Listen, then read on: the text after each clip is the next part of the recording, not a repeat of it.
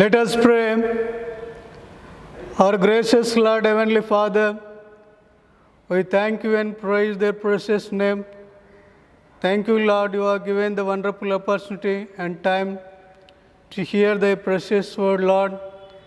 Lord, hide me in your cross so that help me to share your word of God, and also help me us through your Holy Spirit we may know and understanding and keep your minds and our hearts. Lord, we commit your presence, guide us continuously. I pray in Jesus' precious name. Amen. The first Bible reading is taken from Genesis chapter 14, verses from 19 to 24. And he blessed Abram, saying, Blessed be Abram by God Most High, creator of heaven and earth, and blessed be God Most High, who delivered you your enemies into your hand. Then Abram gave him a tenth of everything. The king of Sodom said to Abraham, Give me the people and keep the goods for yourself. But Abram said to the king of Sodom, I have raised my hand to the Lord, God Most High, creator of heaven and earth, and have taken an oath that I will accept nothing belonging to you, not even a thread or the thong of a sandal, so that you will never be able to say, I made Abram rich. I will accept nothing but what my men have eaten, and the share that belongs to the men who went with me to Aner, Eshcol, and Mamre. Let them have their share. Praise be to God. The epistle lesson is taken from 1 Corinthians chapter 10, verses beginning from 15 to 17. 1 Corinthians chapter 10, verses from 15 to 17. I speak as to sensible people, judge for yourselves what I say. The cup of blessing that we bless, is it not a participation in the blood of Christ? The bread that we break, is it not a participation in the body of Christ? Because there is one bread, we who are many are one body, for we all partake of the one bread. May God add his blessings on his word. Gospel reading taken from book of St. Mark, 14th chapter, 12 to 26th verse. St. Mark, 14th chapter, 12 to 26th verse. And the first day of unleavened bread, when they killed the Passover, his disciples said unto him, Where wilt thou that we go and prepare that thou mayest eat the Passover? And he sendeth forth two of his disciples, and saith unto them, Go ye into the city, and there shall meet you a man bearing a pitcher of water, follow him.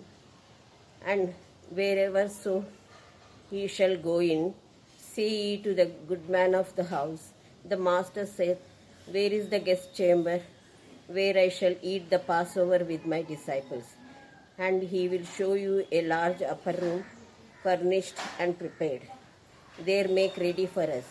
And his disciples went forth and came into the city, and found as he had said unto them. And they made ready the Passover. And in the evening he cameth with the 12. And as they sat and did eat, Jesus said, Verily I say unto you, one of you which eateth with me shall betray me. And they began to be sorrowful, and to say unto him one by one, Is it I? And another said, Is it I? And he answered and said unto them, It is one of the 12 that dippeth with me in the dish. The Son of the Man indeed goeth, as it is written of him.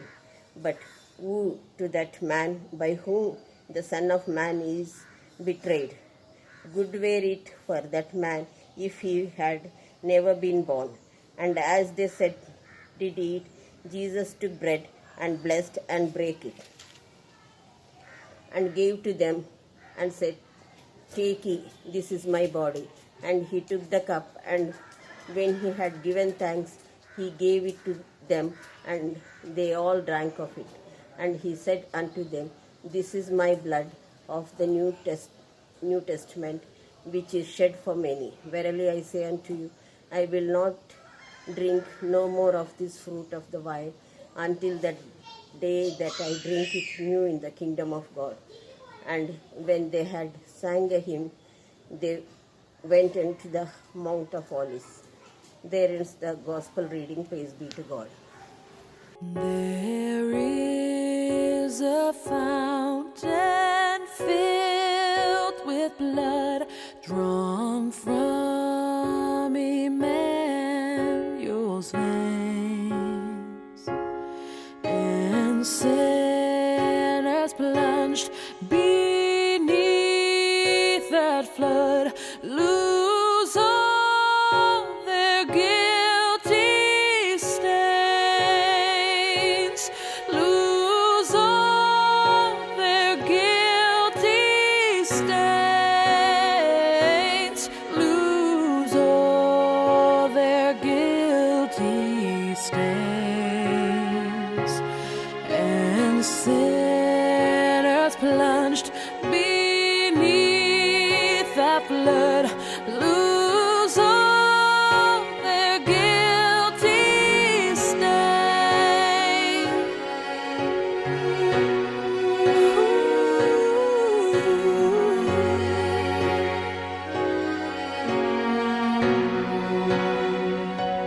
The dying thief rejoiced to see that fountain in his day, and there may I, though vile as he, wash all my sins away, away, away, wash all my sins away. Since by faith I saw the stream, thy flowing wounds supply, redeeming love has been my theme, and shall be till I die, and shall be till I die, and shall be till I die. Redeeming love has been my theme, and shall be till I die. Wash all my sins away, wash all my sins away.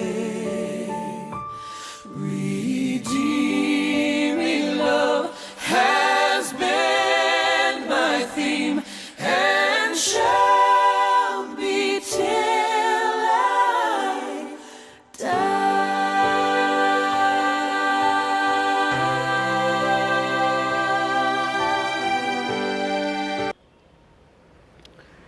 Dear beloved brothers and sisters in Christ, I greet you all in the name of our Lord and Savior Jesus Christ, precious name. Indeed, it is very happy to me to share the word of God, and I thank the God Almighty, our beloved Presbyterian Church, Reverend H. Joseph Ayagaru, and the pastorate committee and the congregation, who are given this wonderful opportunity and encouraged me to share the word of God this morning. As we are all enter into the 12th Sunday after Pentecost, according to our CSI Almanac, the topic which I have to be meditated is Sacraments of Holy Eucharist. Sacraments of Holy Eucharist. Last week we came across the sacraments of the Holy Baptism. Now today the Holy Eucharist. These two sacraments are taken by the Protestant. There are 7 sacraments followed by the Roman Catholic Church. Whereas, according to the Martin Luther, the reformist, each chosen three sacraments, that is, baptism, Holy Eucharist, and penitence. And the Calvin has taken the only two sacraments, that are baptism and Holy Eucharist. Now we are all following these two sacraments as our faith and order. According to today this Bible lessons, let us meditate this word of God. The subject given for our meditation today is Sacraments of Holy Eucharist. Celebration of Holy Eucharist is one of the most important things that Christian community have done over the centuries. As Bernard J. Lee says, in so doing, they have understand better whence they come, who they are, and what they are called to become. Michael Peham rightly says that in his sacrament, we also have a constant reinforcement of the divine initiative in our lives. Since our Lord Himself instituted and took part in the holy sacraments, it is the most important sacraments of the Church. In fact, it is not an invention of Jesus Christ. Rather, Jesus Christ has given His life and shed His blood on the cross. There were similar celebrations of religious meal like that of Passover, which he called as a terminal words, Kiddush, Chabura, and so on with blessings, prayers in like Baraka in the Jewish community in his time. The Holy Eucharist is more related to the Passover meal mentioned in Exodus chapter 12, whole chapter. However, it is not a mere imitation of the Passover meal, but a celebration with definite and deliberate by its celebrant, that is Jesus. At the time of Jesus, the original idea of Passover were lost and it became a mere ritual. Even just before the Passover meal, the leaders of the Jewish community were ready to shed the innocent blood that of Jesus, just safeguard their vested interest. They forgot the original purpose of Passover, commemoration of their miraculous deliverance from the bondage of Egypt. Jesus brought back the Passover to its original vision of deliverance from all bondages. He told his disciples that the wine he gave was his blood of the new covenant, which is poured out for many for the forgiveness of sins. He enhanced the greatness of Eucharist by incorporating in it God's call of Israel to become a blessing others. Genesis chapter 12, verse 2 and 22 chapter and verse 18. Jesus offered himself to be an unblemished lamb for others and shared the bread and wine as his body and blood. The priest became the unblemished lamb. So the writer of the epistle to the Hebrews called him as a great high priest. Hebrews chapter 4, verse 4. Usually, at the end of the Passover meal, an attendant brings water and towel for the participant of the meal to wash and wipe their hands. But at the Last Supper, Jesus himself washed and wiped the feet of the participant, that is, disciples, and put forward a new role model to us. As we saw, Jesus did not celebrate the usual Jewish Passover as such, but he enriched with a new vision of life. He renewed, reformed, and transformed it. Moreover, as we see in the Gospel according to St. Luke chapter 22, verse 19, he ordered to do this remembrance of me. Here his order is not for remembering an idea, but doing in an action.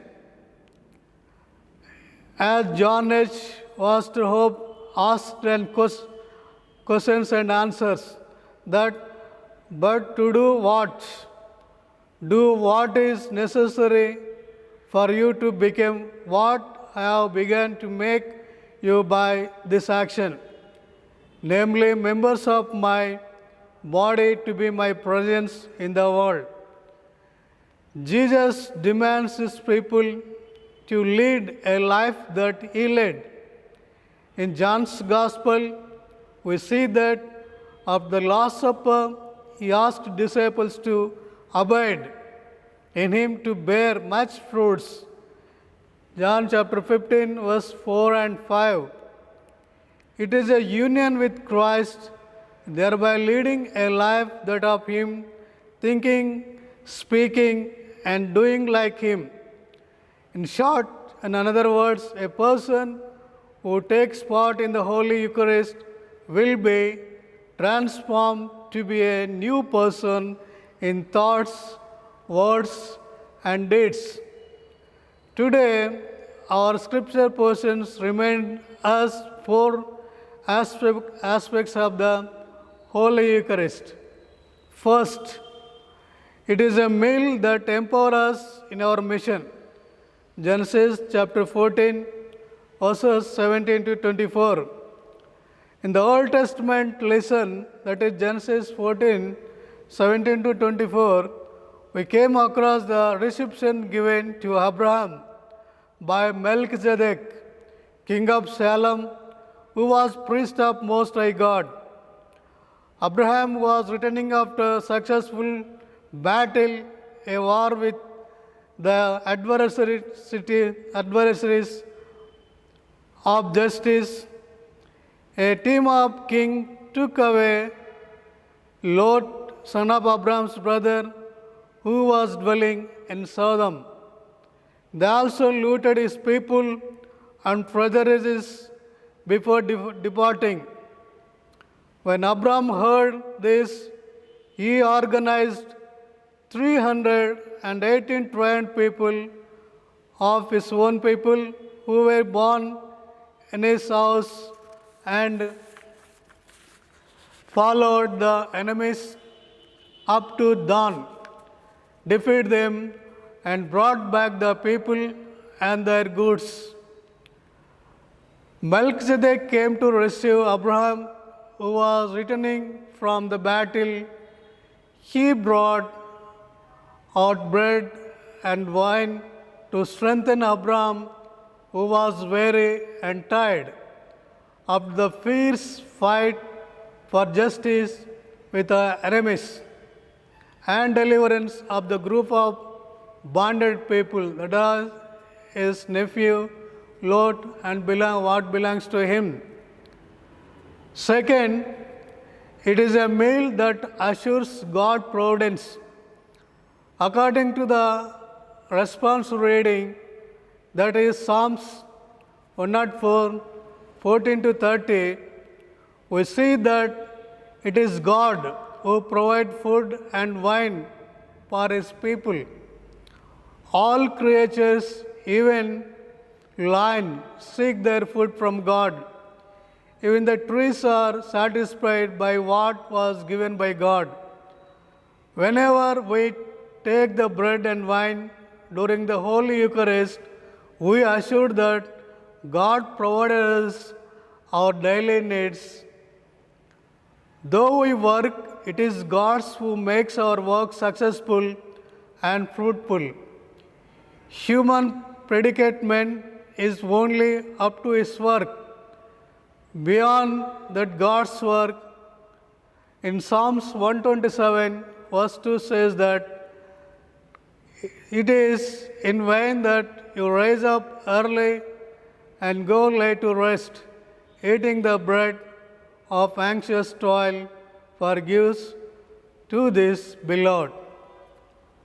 Thirdly, it is a meal that challenges to lead a life of self-sacrifice. The Gospel according to St. Mark, chapter 14, verses 12 to 26. As we seen today the Gospel portion, during the Last Supper, Jesus took bread and blessed and broke it and gave it to them, saying, "Take, this is my body." And he took a cup and blessed it and said, "Drink all you that, this is the blood of which shed for me for the new covenant." And he said to them, "If my blood of the new covenant, which is poured for many." Jesus celebrated the Last Supper as a symbol of submission as sacrifice for the welfare of society. Killing another life for one's own benefit as sacrifice was the usual practice. Instead of that, Jesus submitted himself to be sacrificed as the Lamb of God for the benefit of others, and not only the others, the entire humankind who are in the captive of the sinner and in the bondage. And he called his people to continue this example. The message of cross without the Last Supper would not be complete. Fourthly, it is a meal that calls us for the unity. 1 Corinthians chapter 10 verse 15 to says that the epistle portion, St. Paul explicit made clear that as partaker of the same bread, the whole congregation of the church became one body. There is no room for any divisions or disparity in the church.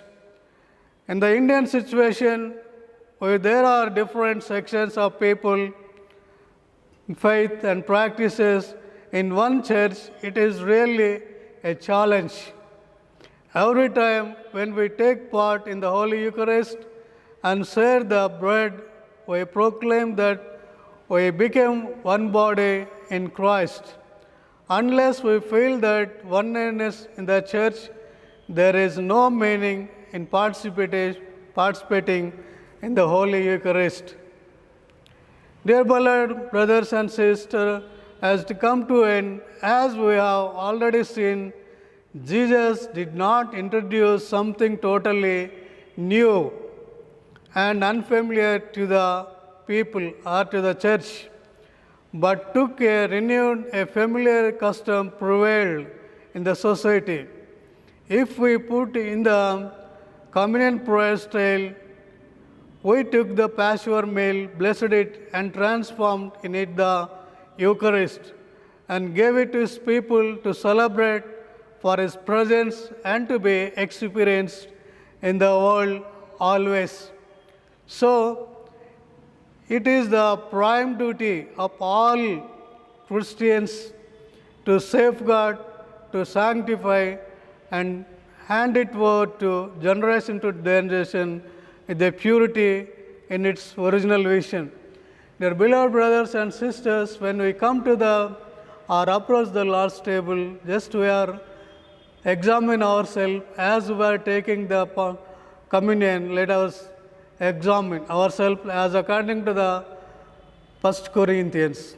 If still we have the divisions and disparities not, let come to the cross and confess our sins.